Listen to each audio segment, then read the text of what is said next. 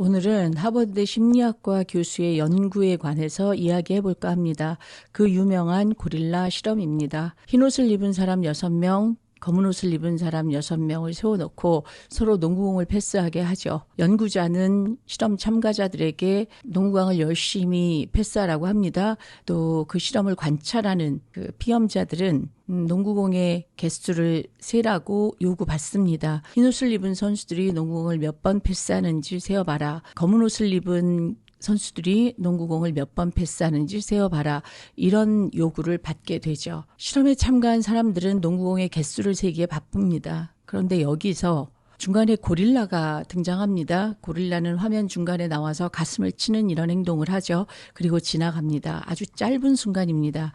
모든 실험이 끝났을 때 연구자는 묻습니다. 자, 중간에 뭐 이상한 건 없었냐라고 묻습니다. 중간에 고릴라가 등장해서 가슴을 쳤다는 걸 정확히 기억하는 그런 피험자들은 몇 명이나 있을까요? 거의 대부분은 중간에 고릴라가 나타났다는 것조차 인지하지 못합니다.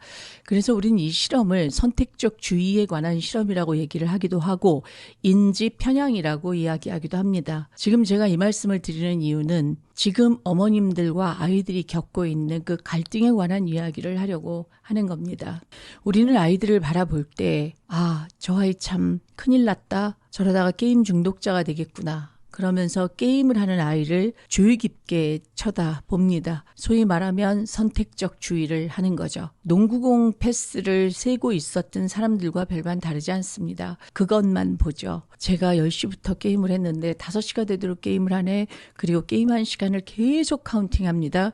그 이외의 시간에 그 아이가 무엇을 했는지는 주의를 기울이지 않습니다. 이러면서 우리의 인지 편향이 일어납니다.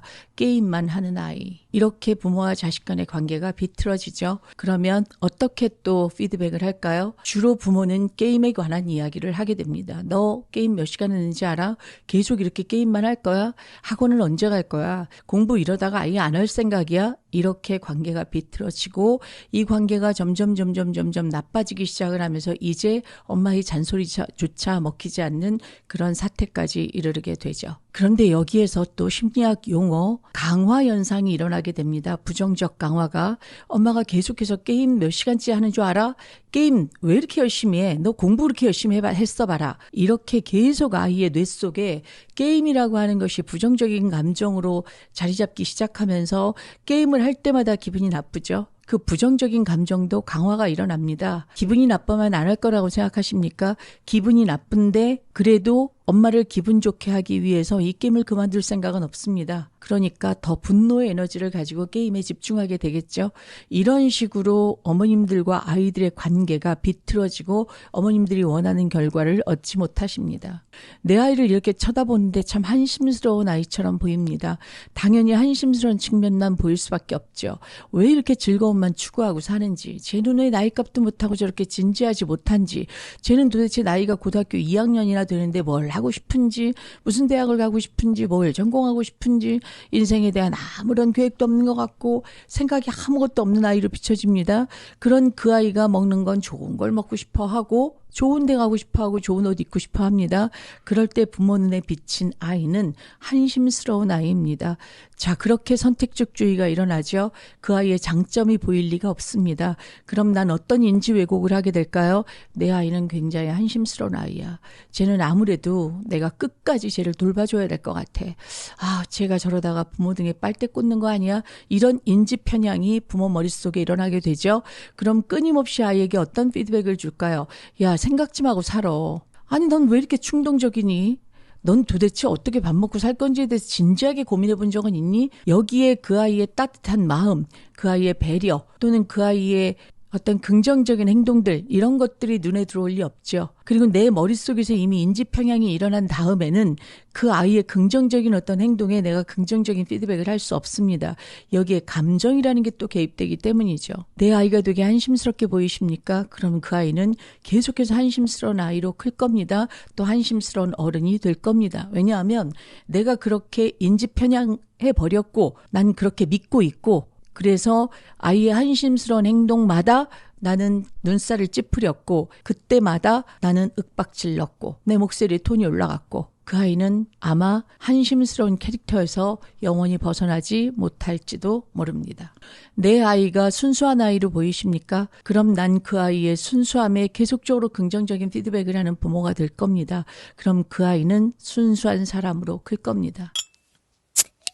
자, 아이가 코칭받으러 옵니다. 어머님이 오셔서 박사님, 우리 아이는 언제나 좀 어른스러워질까요? 제 눈에 비친 아이는 그냥 마냥 애 같은 애요. 그냥 초등학교 2, 3학년쯤 되는 아이로 비춰집니다.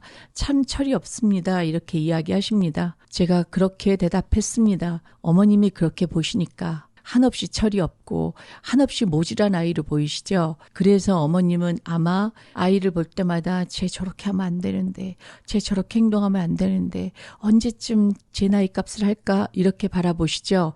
그럼 아마 아이는 제 나이 값을 못할 겁니다. 분명 아이의 행동 안에 제 나이 값을 하는 행동도 있을 것이고 아이의 말에 성숙한 언어도 있을 텐데 어머님 귀에는 들리지 않고 보이시지 않을 거니까요. 그래서 계속 모자란 아이로 보이실 거니까요. 그렇게 보시면 아이는 결코 성장하지 않습니다. 이런 말씀을 드립니다.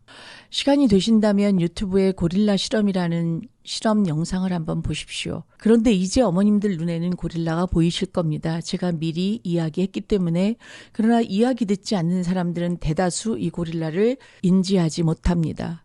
아마 지금 어머님들은 아이의 모든 상황들을 볼 때 마땅치 않은 상황들, 뭔가 부정적인 상황들, 또는 나를 화나게 하는 상황들, 또는 나를 열받게 하는 태도들, 또는 아이를 믿지 못하는 그런 내 마음들, 이런 것들이 엉켜서 그 아이를 어쩌면, 정말 어쩌면 일어나지 못하게 하는 게 내 잘못된 생각일 수 있다는 걸 인지하셔야 됩니다.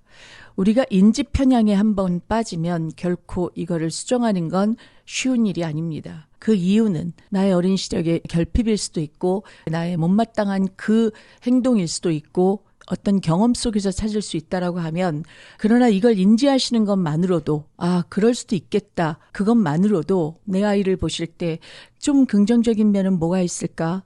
저 아이의 따뜻한 행동엔 뭐가 있을까? 저 아이의 따뜻한 마음은 뭐가 있을까? 우리 아이가 저렇게 어른스럽게 생각하는 아이구나. 이렇게 생각하시는 것만으로도 아이와의 관계 회복에 있어서 첫걸음을 떼신 건 아닐까요? 며칠 전에 졸업식이 있었습니다.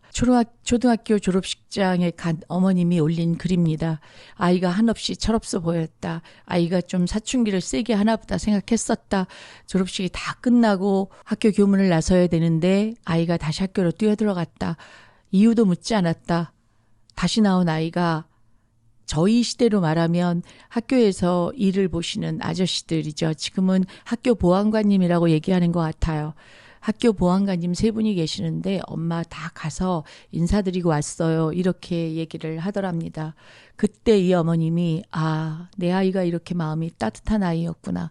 내 아이의 본질이 여기에 있었구나라고 알게 되셨다고 이야기하셨습니다.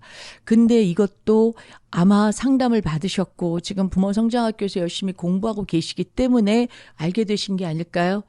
대부분의 어머님들은 이렇게 늦게 뛰어나온 아이에게 왜 이렇게 늦었어? 빨리 밥 먹으러 가야 되잖아. 이렇게 얘기하진 않으셨을까요? 아이는 차마 이야기도 하기 전에 어머님들이 먼저 윽박지르시지는 않으셨을까요? 아이들의 말을 경청할 수 있는 시간조차, 그 여유조차 없이 아이를 몰아붙이고 계시지는 않습니까? 내가 아이의 어떤 면을 보고 계십니까? 내가 바라보고 있는 그대로 아이는 자라나 그런 성인으로 클 겁니다. 굉장히 끔찍하시죠? 자, 이제부터 내가 내 아이를 어떻게 바라볼 것인가? 나는 어떤 선택적 주의를 하고 있는 부모인가? 그거에 대해서 곰곰하게 고민해 보시기를 간절히 부탁드립니다.